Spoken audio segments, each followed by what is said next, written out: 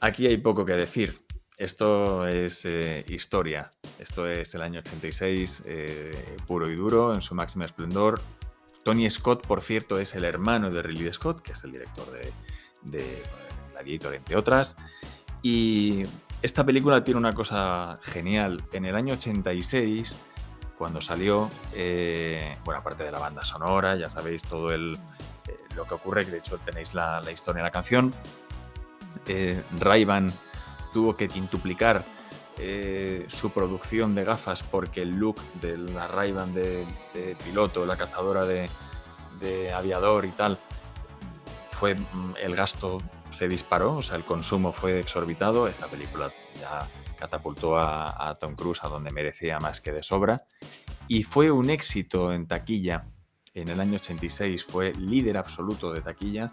Curiosamente, la segunda parte, que fue del año 2022, volvió a ser éxito absoluto hasta que llegó a Avatar y la destronó. Pero fue la película de mayor recaudación en el 86 y ha sido la película de mayor recaudación en el 2022, la segunda parte. Curiosamente, bueno, y esta historia de amor que vamos a decir. Por cierto, hay una parte del romance que tienen ellos dos que se rodó posteriormente, porque durante la película, en los primeros pases que hicieron, por lo visto la gente reclamaba que hubiese más secuencias de ellos y por eso ella sale con una gorra, porque ya se había cortado el pelo, porque estaba en otro proyecto y o sea, que era distinto.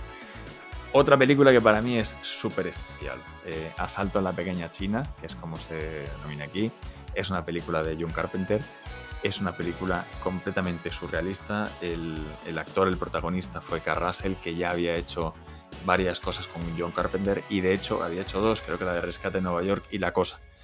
Y por cierto, rechazó un papel de una película que vamos a ver al final, que también está incluida, por hacer esta, que no sabemos lo que hubiese sido si hubiese hecho la otra.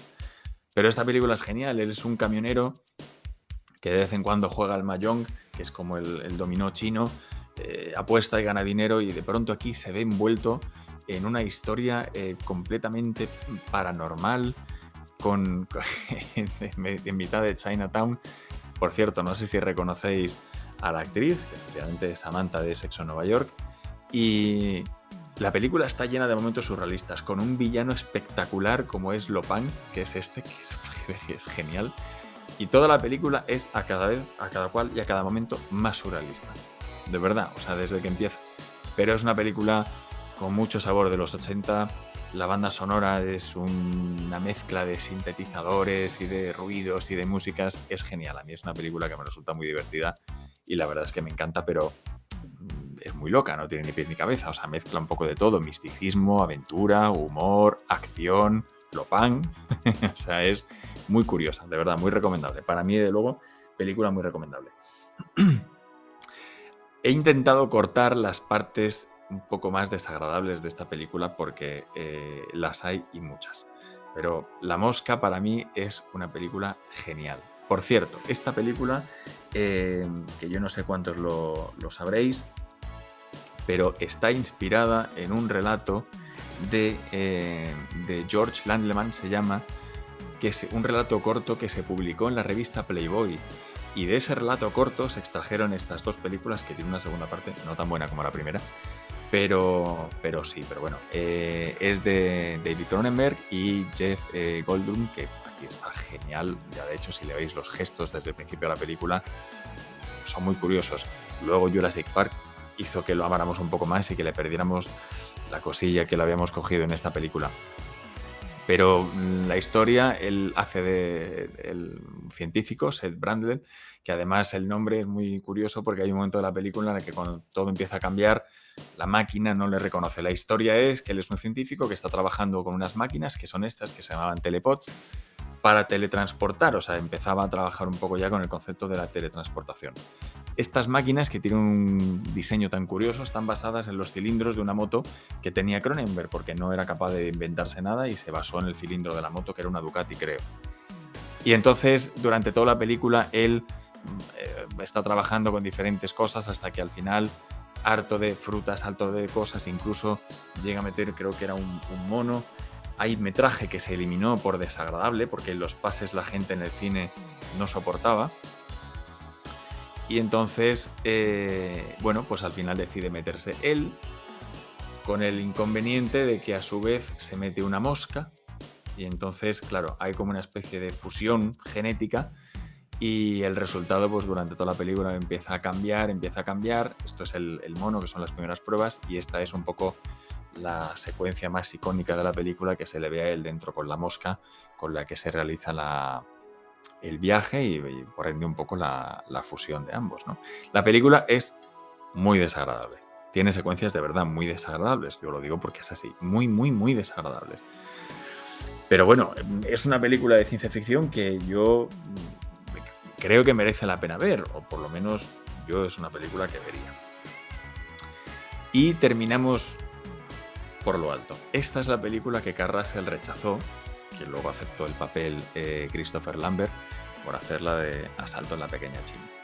A mí esta película me encanta. Esta película tiene una banda sonora única porque es de Queen. De hecho, Queen se le había pedido una canción para la película, que era la canción principal, que era la de Freddie Mercury. Y cuando vieron un poco lo que empezaban a hacerse, o cuando vieron las secuencias y todo eso, se engancharon tanto de la película que quisieron hacer toda la banda sonora entera. Y es genial. Esta película ha aportado cosas a la cultura popular de entonces y actual, desde el solo puede quedar uno hasta todos los inmortales. La historia de la película son unos inmortales, unos guerreros que hay desde el principio de los tiempos, que solo pueden morir cuando son decapitados, y para ello además deben luchar entre sí, entre inmortales y a espada. Esta película tiene un montón de leyenda alrededor, porque hay parte del metraje, el villano es un personaje que se llama el Kurgan, y hay parte del metraje que se descartó y lamentablemente se perdió para siempre porque hubo un incendio y nunca se pudo recuperar. Y por lo visto, cuenta la leyenda que son secuencias muy impresionantes, ¿no? Este es Christopher Lambert, que aquí ya se convirtió en un ídolo. Igual, película, fracaso absoluto. Ya en Europa funcionó mejor que en Estados Unidos porque tenía una base argumental bastante sólida. Y junto con él en la película está Sean Connery, que solamente podía rodar 7 días porque tenía una agenda muy ocupada, ya era una hiperestrella. Y entonces durante esos 7 días condensaron todas las secuencias que hizo. Por cierto, Sean Connery en esta película se llama Juan Sánchez Villalobos, que es un seudónimo que yo he usado muchísimas veces en mi vida porque me hacía mucha gracia cómo se presentaba. Y bueno, es una película genial que lo tiene todo, la verdad.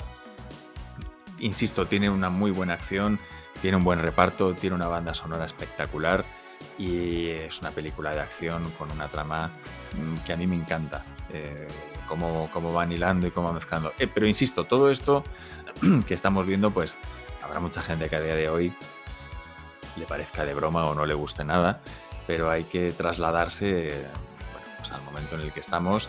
Esa secuencia está rodada en el Madison Square Garden, de verdad, se cedió, es de las pocas veces que se cedió por completo para que se pudiese rodar, y esta es la famosa secuencia en la que le dice: soy Connor MacLeod, del clan MacLeod, nací en 1518 a orillas del lago, no, en Glenfinnan, y soy inmortal.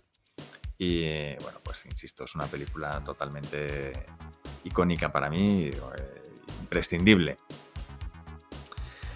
Y este es un poco el resumen de las películas. Hemos visto las canciones, hemos visto las películas. Me habéis pedido que haga las películas, o sea, tanto las canciones como las películas, con independencia del año que sean, que para mí son más destacables y más importantes, y muy posiblemente sí que lo haga porque la verdad que me ha gustado mucho. Me he liado un poco con la edición, es un vídeo más complejo de lo habitual porque tengo que ir haciendo cortes y demás, pero bueno, espero que os haya gustado. Yo como siempre lo he hecho con todo mi cariño, porque como estáis ahí, yo estoy aquí y algo tendremos que hacer. Así que nada, hasta el próximo vídeo. Gracias.